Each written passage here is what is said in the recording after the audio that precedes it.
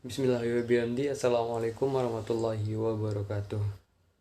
Hello everyone. I would like to introduce myself. My name is Surya Jayadi. You can call me Jayadi. Program study Teknik Radiologi Program Sarjana Terapan.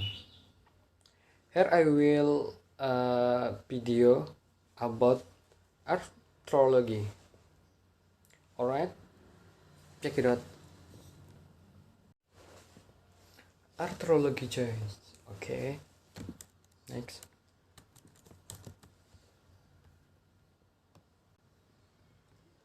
My context or arthrology 1. Classification of joints. 2. Functional. 3. Structural. 4. Fibrous joint. 5. Cartilaginous joint. 6. Movement types of synovial joints. Alright. Arthrology joint. The study of joints or articulation is called arthrology. It is important to understand that movement does not occur in all joints. The first two types of joint to be described are immovable joint and only slight leg movement joints, which are held together by several fibrous layers or cartilage. These joints are adapted for growth rather than for movement. Classification of joints. Functional. Joints may be classified according to their function in relation to their mobility or lack of mobility as follows. Synarthrosis, syn-arthro. Cis, a movable joint. Amphiarthrosis, amphiarthro. Cis, joint with limited movement. Diarthrosis, diarthro. Cis, freely movable joint. Structural. The primary classification system of joints, described in Gray's Anatomy and used in this textbook, is a structural classification based on the three types of tissue that separate the ends of bones in the different joints. These three classifications by tissue type, along with their subclasses, are as follows. 1. Fibrous brus joints, syndesmosis, syndemo, cis suture, su, ter gomphosis, gompho, cis 2. Cartilaginous cartilage, inus joints, symphysis, sim, phi cis, synchondrosis, synchondro, cis 3. Synovial, sino, veal joints. Fibrous joints lack a joint cavity.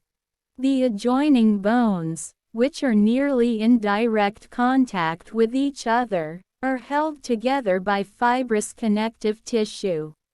Cartilaginous joints also lack a joint cavity, and the articulating bones are held together tightly by cartilage.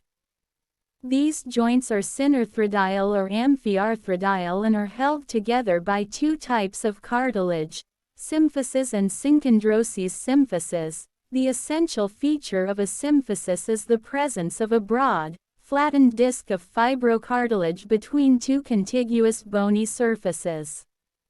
These fibrocartilage discs form relatively thick pads that are capable of being compressed or displaced, allowing some movement of these bones, which makes these joints amphiarthrodile, slightly movable.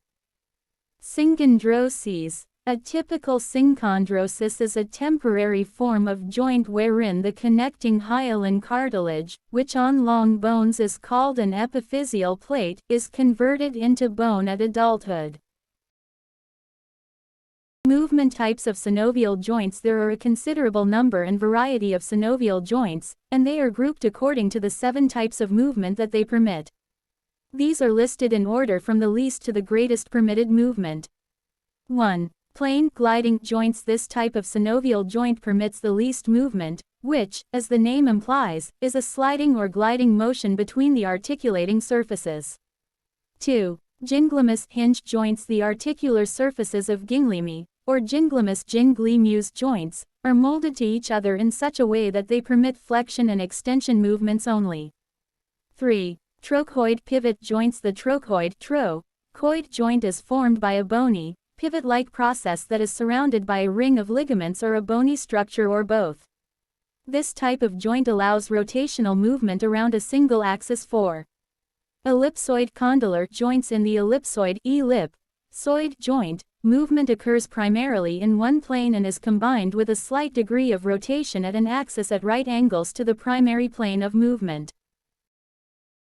5. Cellar saddle joints. The term cellar, or saddle, describes this joint structure well in that the ends of the bones are shaped concave-convex and are positioned opposite each other. Fig.